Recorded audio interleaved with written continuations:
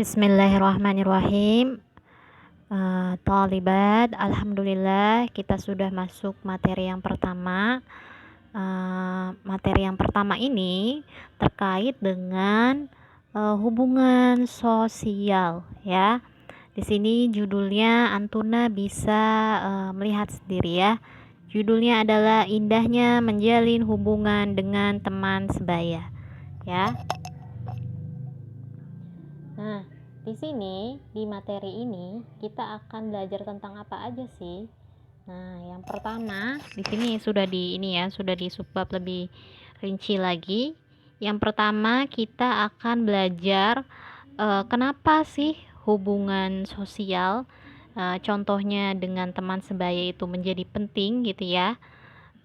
Lalu yang kedua adalah bagaimana caranya kita biar lebih aktif dalam hubungan sosial gitu ya. Jadi cara mengaktifkan diri dalam hubungan sosial. Jadi ini adanya materi ini Ibu berharap membawa manfaat yang besar ya untuk Antuna, terutama mungkin yang masih malu-malu gitu ya dalam meningkatkan hubungan sosialnya, karena nanti kita akan bahas ternyata hubungan sosial itu sangat penting loh, makanya kita harus aktif dalam hubungan sosial ya. Sama yang ketiga adalah tata cara berkenalan ya, atau di sini lebih kepada etika bercakap-cakap ya. Baik, nah selanjutnya ini sudah dilihat ya di sini ya, ada yaitu makna dari pentingnya hubungan sosial dengan teman sebaya. Nah, di sini mungkin masih ada yang sedikit bingung ya. Hubungan sosial dengan teman sebaya itu seperti apa, Ustazah ya? Hubungan sosial dengan teman sebaya itu maksudnya kita menjalin komunikasi dengan teman-teman kita, dengan rekan-rekan kita ya. Bisa juga bukan hanya dengan teman ya. Di sini contohnya saja atau lebih dikhususkan kepada teman sebaya, tapi bukan hanya tentang teman, bisa tentang dengan keluarga, bisa dengan tetangga, bisa dengan guru dan lain-lain ya. Jadi menjalin hubungan sosial itu kita berkomunikasi nih dengan mereka, nggak diem-diem aja, nggak sekedar kenal, nggak sekedar tahu gitu ya, oh si ini namanya ini gitu, tapi kita nggak mencoba berteman gitu ya. Nah itu yang namanya hubungan sosial ya, kita mencoba stay connect ya, berkomunikasi baik itu terkait hal-hal yang formal seperti tentang tugas ataupun hal-hal yang lebih pribadi sifatnya ya, lebih menjalin sebagai seorang teman gitu ya. Nah, yang pertama di sini Ibu akan menjelaskan ya kenapa sih hubungan sosial itu menjadi penting. Di sini sudah dilihat, Antuna bisa lihat ya, bisa dibaca sendiri gitu ya. Yang pertama adalah melatih keterampilan berkomunikasi. Jadi kalau kita menjalin hubungan sosial secara tidak langsung, kita itu sedang melatih keterampilan berkomunikasi kita ya, yang awalnya mungkin nggak paham gitu ketika ngomong di depan orang atau mencoba menjalin komunikasi dengan orang. Ternyata yang awalnya dia nggak tahu harus ngapain, ketika dia sudah terbiasa menjalin komunikasi dengan orang lain, dengan lingkup sosialnya, dia jadi paham, oh ternyata ada hal-hal yang tidak boleh loh ketika kita menjalin komunikasi dengan orang gitu, baik mungkin itu ekspresi wajah kita, cara sikap duduk kita gitu, atau mungkin beberapa pembicaraan ada hal-hal yang tidak diperbolehkan. Jadi secara tidak langsung kita sedang learn by nature gitu ya, melatih keterampilan berkomunikasi tanpa melihat bukunya gitu ya Nak ya. Nah itu yang pertama. Lalu yang kedua ada tentang sebagai motivasi ekstrinsik. Nah pertama-tama Ibu akan coba jelaskan sedikit tentang motivasinya ya. Jadi motivasi di sini antum anggaplah sebagai sebuah penyemangat gitu ya. Nah, ekstrinsik di sini maksudnya apa? Maksudnya Ini ya, antum lihat saja X-nya. X itu sesuatu yang biasanya berasal dari luar. Nah, kenapa ketika kita menjalin hubungan, dengan teman sebaya itu bisa menjadi sebagai motivasi ekstrinsik kita ya, sebagai penyemangat dari luar kita? Ya, contoh kasusnya seperti ini. Ketika kita sudah sering berkomunikasi, punya teman banyak dan lain-lain, lalu kita berada pada, apa namanya, titik kejenuhan, hidup kita gitu ya. Misalkan lagi galau, lagi ngedown, lagi sedih ya, lagi bad mood dan lain-lain, eee, akan beda ya orang-orang yang punya teman banyak, orang-orang yang punya teman sedikit, ataupun maksudnya orang-orang yang menjalin hubungan komunikasi lebih intens dibandingkan orang-orang yang jarang berkomunikasi ya. Kenapa? Kalau kita lagi sedih, lagi galau, kita bisa mengadukan itu ke mereka dan mereka bisa, apa ya, memberikan support dan dukungan gitu ya. Jadi enak nih kalau misalkan, kita punya, apa, komunikasi yang baik gitu dengan, hubungan sosial kita ya, dengan lingkup sosial kita, seperti itu. Nah, yang ketiga itu adalah menambah wawasan ya. Nah, eee, ini gini ya, maksudnya menambah wawasan kita bisa jadi lebih up to date, lebih paham nih, oh ternyata yang lagi viral ini, yang lagi kekinian ini gitu ya. Karena, bukan hanya sekedar itu ya yang gaul-gaul ya, Nak, ya, nggak juga. Mungkin terkait pengetahuan, terkait pelajaran, mungkin Antuna lebih paham ketika Antuna, banyak, menjalin hubungan komunikasi gitu ya, menjalin hubungan sosial gitu. Yang awalnya nggak tahu jadi lebih banyak tahu karena temennya banyak. Ya pasti ya kalau Antuna misalkan hanya berhubungan sosial dengan satu orang saja dibandingkan orang lain yang berhubungan sosial ya dengan 10 orang. Pasti pengetahuannya lebih banyak orang lain dibanding antum. Seperti itu ya, Nah ya. Jadi kalau kita menjalin hubungan sosial yang dengan lingkup yang lebih luas itu akan menambah wawasan kita gitu ya. Seperti itu. Nah, yang keempat adalah melatih kerjasama dengan teman sebaya.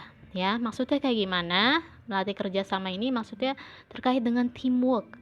Ya, jadi kalau misalkan orang-orang yang sudah sering berhubungan sosial gitu ya, dia ketika ada tugas kelompok nggak kagok lagi gitu ya. Ibarat kata sudah lebih mudah gitu ya dengan tugas kelompok. Mungkin ada beberapa orang yang ketika tugas kelompok dia bingung, apa yang harus anak kerjakan, bagaimana anak harus mengatur teman anak, bagaimana biar kelompok anak jadi, apa, nilainya lebih baik gitu ya.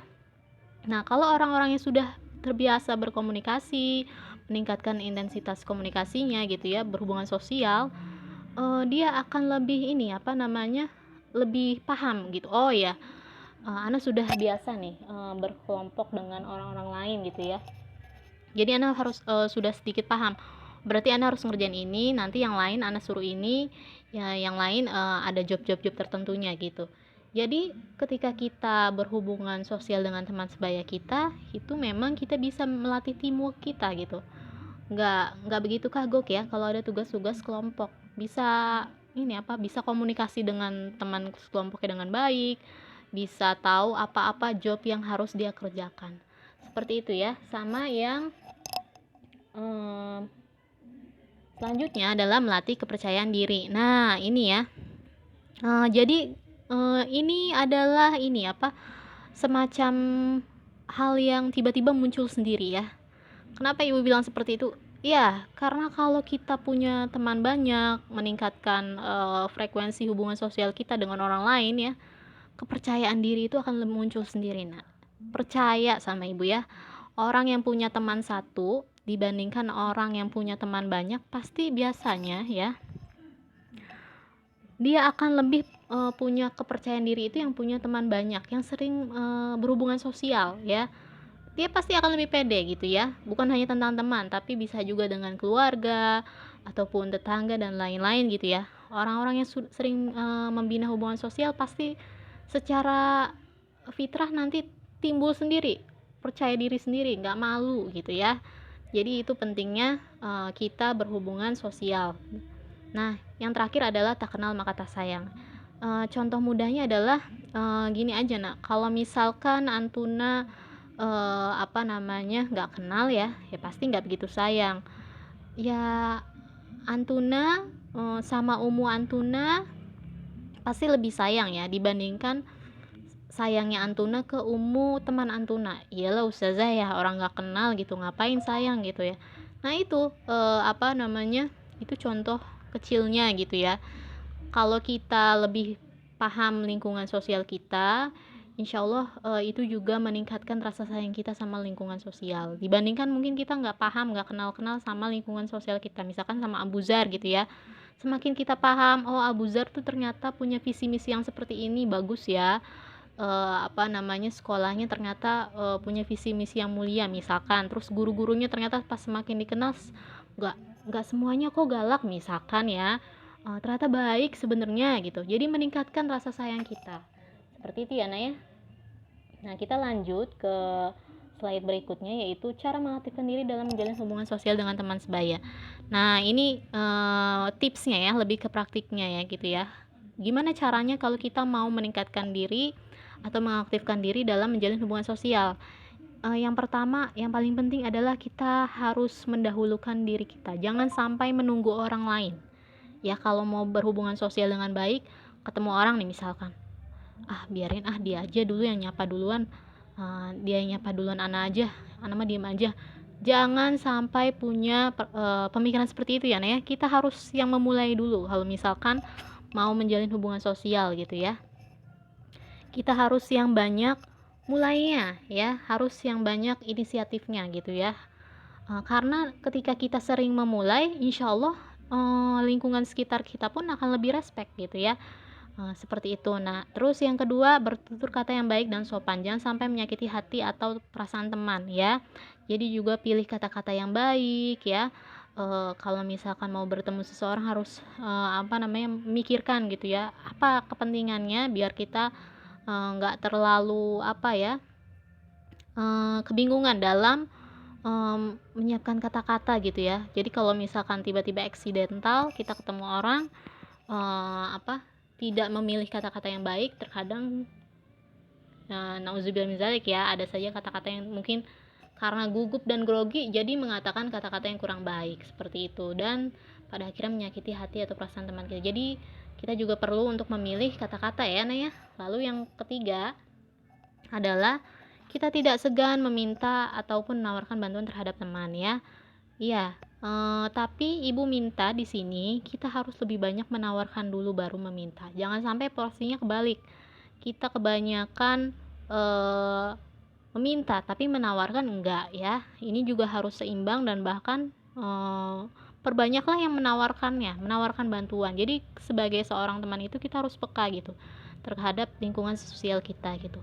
Oh nih fulana kok udah beberapa hari terakhir ini ana lihat ketika istirahat nggak ke kantin-kantin ya. Ternyata pas ditanya, oh dia nggak dikasih uang jajan gitu ya. Nah kita bisa menawarkan bantuan terhadap dia gitu ya. Jadi apa, harus peka ketika kita mau menjalin hubungan sosial, banyak menawarkan bantuan ya. Salah satu caranya bagaimana menawarkan bantuan, ya kita harus peka melihat siapa nih yang butuh bantuan, seperti itu ya. Sama yang setelah itu kita juga jangan segan untuk meminta ya, kalau sudah banyak menawarkan bantuan ya. Jadi gak masalah kita meminta, karena terkadang teman itu lebih senang ketika dipinta ya. Kalau kita sudah banyak menawarkan bantuan, sekali lagi mereka akan merasa, oh Ana tuh dianggap sebagai teman gitu ya. Ketimbang kita lebih mandiri gitu ya, apa-apa udah banyak nawarin terus kita nggak meminta bantuan apapun ya, nggak apa-apa, nggak masalah ya, misalkan jangan yang berat-berat. Nah lanjut. Nah ini terkait etika percakapan ya, atau tata cara berkenalan juga bisa ya. Jadi yang perlu diperhatikan, ini ada communication fieldnya ya, teknik-teknik berkomunikasinya ya. Yang pertama facial expression, body position, good or clear voice, choice of words, ways of using the eyes ya. Jadi maksudnya yang pertama facial expression, kita harus perhatikan benar-benar muka kita dalam kondisi baik tidak ya, bukan maksudnya tentang skincare atau enggak. Kita ketika sedang berbicara kepada orang, pastikan kita dalam keadaan muka yang ramah ya, jangan menunjukkan muka yang kesal gitu ya. Lalu khususnya gitu ya, biasanya cerminan dari muka ramah itu yang pertama adalah senyum ya. Dan senyum itu sunnah ya, jangan lupakan. Yang ibu pahami juga, Rasulullah itu manusia yang paling sering tersenyum. Jadi kita juga harus menyiarkan ini ya, sunnah-sunnah dari Rasulullah ya, jangan dilupakan ya. Kalau sama yang mahram gimana Ustazah? Jangan ya, secukupnya saja. Kalau sama non mahram tidak perlu senyum ya, kita harus, itu beda ranahnya ya, sama teman-teman akhwat saja. Lalu body position ya, body position itu ketika kita mau bercakap-cakap dengan orang, perhatikan nih orangnya lagi duduk apa diri sama kita. Kalau dia lagi diri, kita diri. Kalau dia lagi duduk, kita menyesuaikan ya posisi tubuhnya. Jangan sampai orang lain berdiri, kita duduk ya. Begitupun dengan guru gitu ya. Mungkin ketika guru datang, ada yang bercakap-cakap gitu dengan kita menyesuaikan. Jangan menunggu gurunya menyesuaikan ya. Harus banyak inisiatif ketika mau berkomunikasi atau membina hubungan sosial lebih baik ya. Lalu good or clear voice, jadi ucapkan kata-kata yang jelas ya. Nah, tidak terlalu tinggi nadanya, tidak juga terlalu rendah. Jadi usahakan terdengar saja dengan orang yang kita ajak bicara. Tidak perlu satu kelas harus mendengar, enggak ya. Lalu choice of words tadi sudah sedikit ibu jelaskan ya. Kita harus memilih kata-kata kita ya.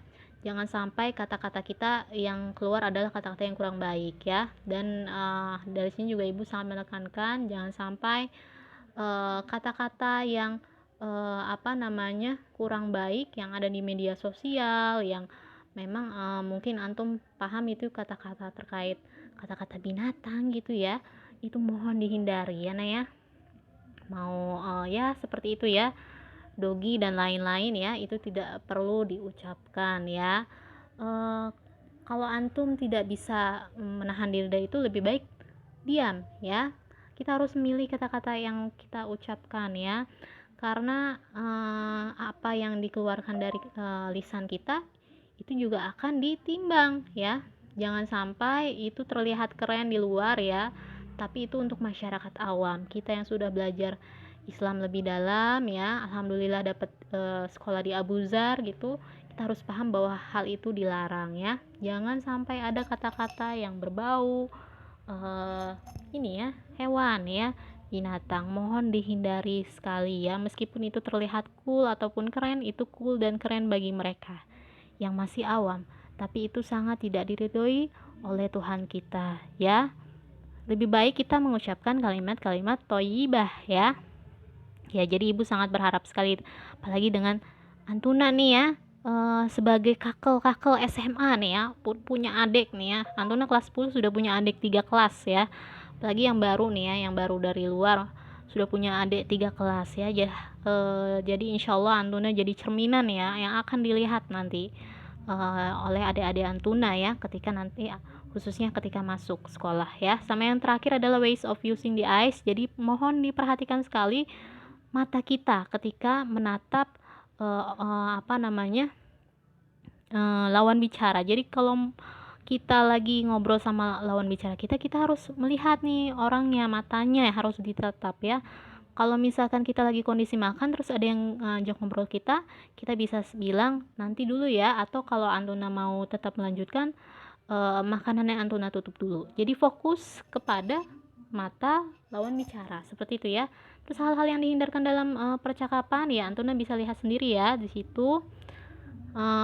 Ibu jelaskan yang kurang jelas saja ya. Monopoli pembicaraan atau percakapan ya, maksudnya itu adalah kita tidak boleh ketika berbicara sama orang lain kebanyakan kita yang berbicara, orang lainnya sedikit, jadi orang lainnya cuma pelangap-pelongo. Nah, kita juga harus berikan porsi gitu ya terhadap lawan bicara kita. Kalau menurut Anti gimana? Kalau kita cerita nggak apa-apa, tapi kita berikan porsi pada mereka.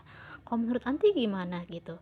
Jadi ada timbal balik kalau misalkan dalam percakapan, jangan kebanyakan kita mulu ya, orang lain juga akan jenuh dengarnya.